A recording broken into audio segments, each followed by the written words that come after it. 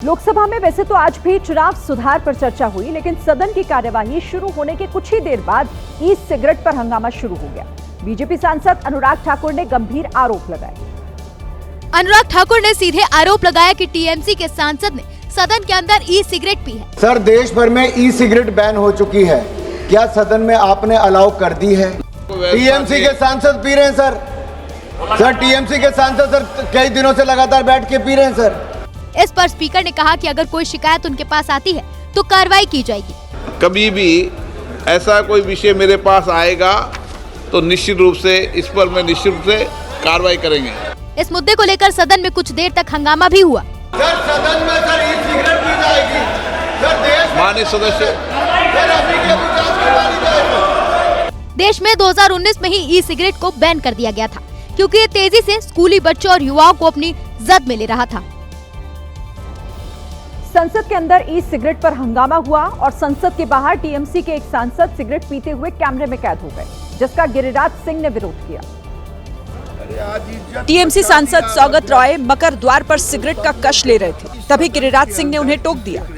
ये ओरिजिनल आदमी हैं, सिगरेट ओरिजिनल पीते हैं। बाहर ये मना है, बाहर में भी सिगरेट बंद है।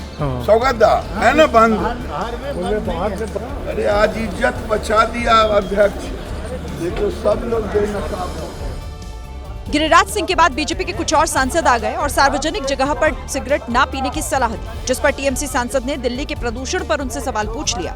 सार्वजनिक स्थल पर सिगरेट पीना मना। आप सार्वजनिक स्वास्थ्य को खतरा पहुंचा रहे हैं। हमारे स्वास्थ्य जो एटमॉस्फेयर आप लोग बना के रखे हैं, दादा चोरी भी करते हैं तो खुलेआम करते हैं।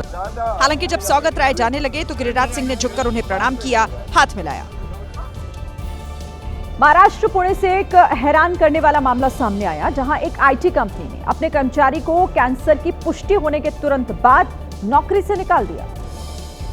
आईटी सेक्टर में 21 साल का अनुभव रखने वाले पेशेवर संतोष पोटले को एनुअल हेल्थ चेकअप के दौरान कैंसर होने का पता लगा। शुरुआत में कंपनी ने हेल्थ इंश्योरेंस के पैसे से इलाज करवाया और कुछ महीनों बाद डॉक्टरों ने फिटनेस सर्टिफिकेट भी दे दिया।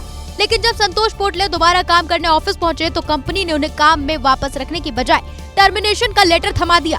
अपने साथ हुए इस अन्याय पर संतोष पोटले ने अब कंपनी के खिलाफ मोर्चा खोलकर भूख हड़ताल शुरू कर दी है। इस टर्मिनेशन के वजह से मेरा फाइनेंशियल, इमोशनल और रेपुटेशनल जो डैमेज हुआ है, उस डैमेज को कंपनी एनालाइज करे। मैंने उन्हें ये डिटेल्स शेयर की हुई है। मैं उनके जवाब का पिछले 6 महीने से इंतजार कर रहा हूँ, वो नहीं आ रहा है, इसलिए मुझे आज ये कदम उठाने पड़ रहे हैं।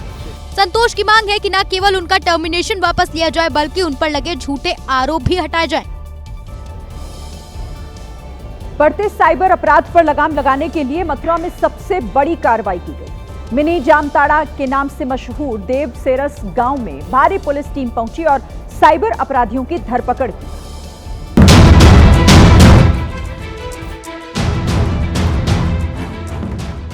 साइबर अपराधी कहीं भाग ना पाए, इसलिए पुलिस ने कार्रवाई शुरू करने से पहले गांव देवसेरस समेत 4 गांवों को सील कर दिया। किसी को भी गांव से बाहर जाने की इजाजत नहीं दी गई और फिर पुलिस ने साइबर अपराधियों के ठिकानों पर छापा मारा। पुलिस ने कार्रवाई शुरू की तो गांव में हड़कंप मच गया। छापेमारी देखकर लोग यहाँ वहाँ भागने लगे। हालांकि पुलिस ने घेर कर कई लोगों को पकड़ लिया। जानकारी के मुताबिक पुलिस साइबर अपराध से जुड़े 42 संदिग्ध लोगों को उठाकर थाने ले आई, जिनके पास से कई मोबाइल फोन, लैपटॉप और संदिग्ध चीजें मिली। इस छापेमारी की खास बात ये रही कि ऑपरेशन की गोपनीयता बनाए रखने के लिए इस ऑपरेशन में लोकल पुलिस को भी दूर रखा गया। 4 सीओ, 26 से ज्यादा इंस्पेक्टर और 300 से ज्यादा पुलिस कर्मियों और एडिशनल एसपी ने मोर्चा संभाला और साइबर ठगों में खलबली मचा दी। यूपी के कुशीनगर में उस वक्त हड़कंप मच गया जब एक युवक पानी की टंकी से कूदने की धमकी देने लगा। युवक को पानी की टंकी पर हाई वोल्टेज ड्रामा करता देख लोगों की भीड़ लग गई। लोग युवक को नीचे उतारने के लिए मनाते रहे, लेकिन वो नहीं माना। करीब 2 घंटे तक उस युवक ने हंगामा किया और पुलिस के समझाने बुझाने के बाद वो नीचे उतरा। बताया जा रहा है कि एक दुकानदार ने युवक की पिटाई की थी, जिसके बाद से ही ये पानी की टंकी पर चढ़ गया था और कार्रवाई की मांग कर रहा था।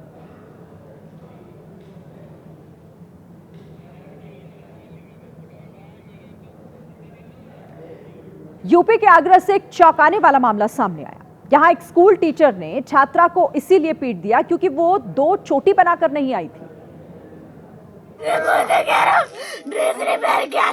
मामला मूंगाराम बाबूजी इंटर कॉलेज का है। टीचर ने छात्रा की इतनी बेरहमी से पिटाई की कि उसकी नाक और मुंह से खून आने लगा। ड्रेस के पीछे मारो नहीं है और चोटी नहीं करके आती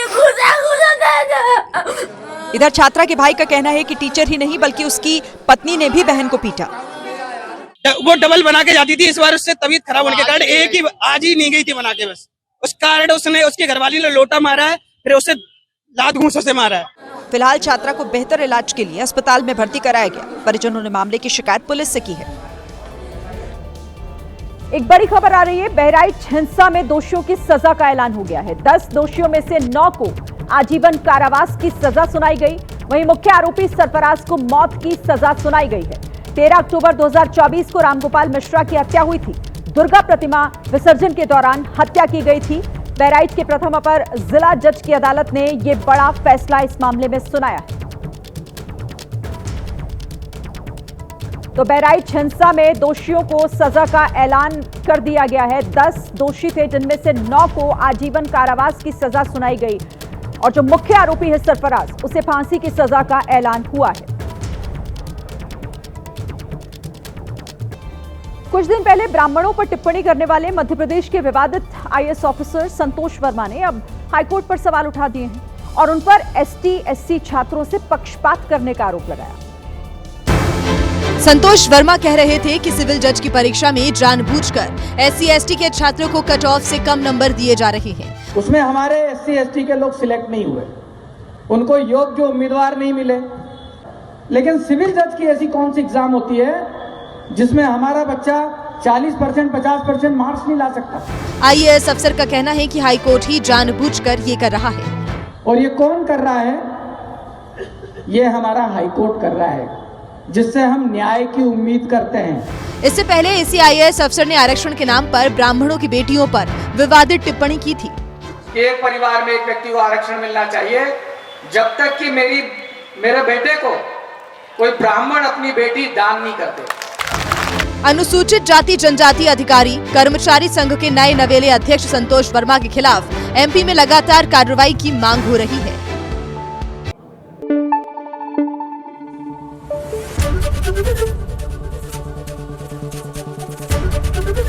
ABP न्यूज आपको रखे आगे।